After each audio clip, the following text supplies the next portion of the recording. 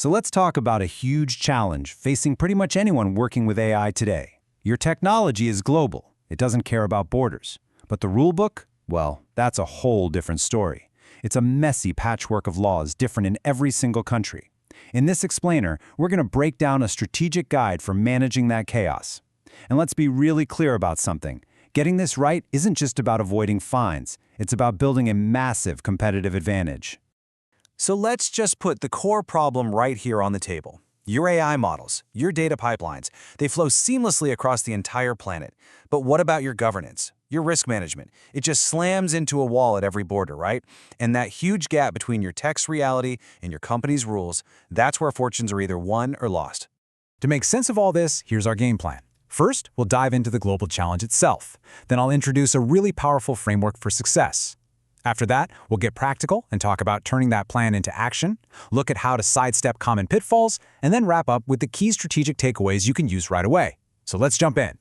Okay, first up, the global AI challenge. I want you to think of this less as some boring legal headache and more as a core business skill. Seriously, if you're building, deploying, or managing AI systems in any capacity, figuring this stuff out is now part of the job description. The stakes have just never been higher. Now, here's what's really interesting. So many people I talk to see compliance as this purely defensive thing. A cost you have to pay to avoid getting into trouble. But honestly, that's a really limited way of looking at it. Proactive, smart compliance is actually an offensive strategy. Mastering this complex game is what separates the true market leaders from, well, everyone else. So what does that advantage actually feel like in the real world? Well, it breaks down into three huge benefits. First, you get this massive boost in efficiency because you have one single smart approach instead of constantly fighting fires in every country. Second, you obviously slash your risk of those nightmare fines and legal dramas. And third, and this one is so important, you build trust, which leads to way better engagement with everyone.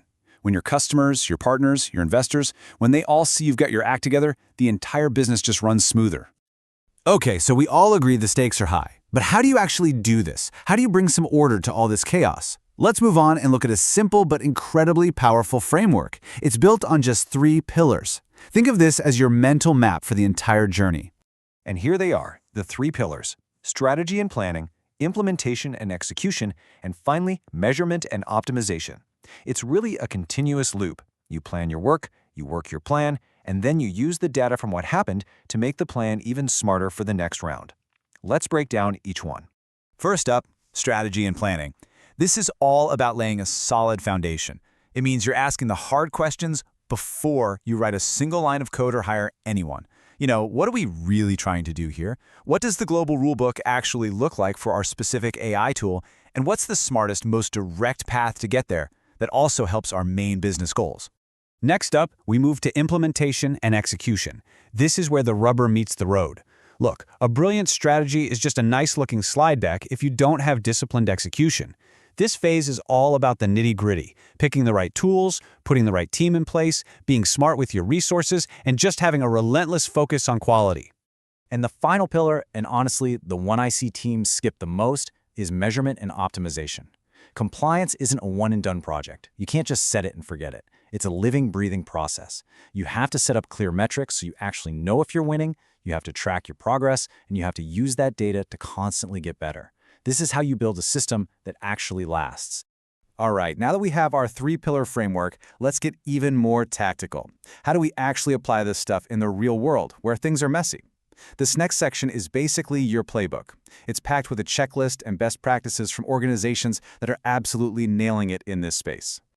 This checklist is pure gold. It's a proven sequence of actions. First, you have to know exactly where you're starting from with a thorough assessment. Then you can define what success even looks like.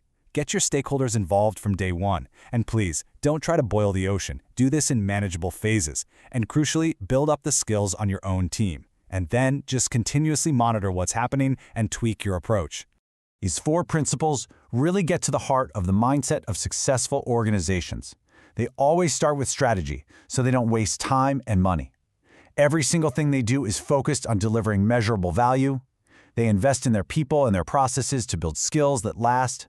And finally, they stay flexible. A plan is just a guide, it's not a straitjacket, so you have to be ready to adapt when reality throws you a curveball. All right, so we have our framework and our playbook. But we all know the road is never perfectly smooth. So let's talk about the common roadblocks you're almost guaranteed to hit, and more importantly, how to see them coming and navigate around them before they turn into a full-blown crisis. Think of this table as your cheat sheet. Worried about different teams not being on the same page? The answer is rock-solid governance and just over-communicating. Facing the inevitable budget cuts? You've got to be ruthless about your priorities and constantly show the value you're creating. Hitting that wall of resistance from people in the organization? You educate, you show them what's in it for them, and you actually bring your biggest skeptics into the conversation. And if measuring success feels fuzzy, well, that just means you have to design those metrics thoughtfully, right from the very beginning. Whew, we've covered a ton of ground. So let's bring it all home and boil this down into the most important insights for you to take back to your team. These are the points that are really going to move the needle. So let's wrap it up. Managing cross-border AI compliance isn't just a nice-to-have anymore. It's absolutely essential. Success always boils down to that three-part formula: clear strategy, strong execution, and continuous measurement. Remember to build up the skills inside your own team, stay adaptive, and use your governance not as a roadblock, but as a guardrail. A guardrail that protects the organization while allowing for innovation. That's the balance you're aiming for. And I want to leave you with this one final thought. Take a really hard look at your own organization and ask this question. Are you proactively and strategically managing the risks and complexities of global AI? Or are you constantly just reacting, being managed by the risk? The framework we've walked through today gives you the power to choose that first path,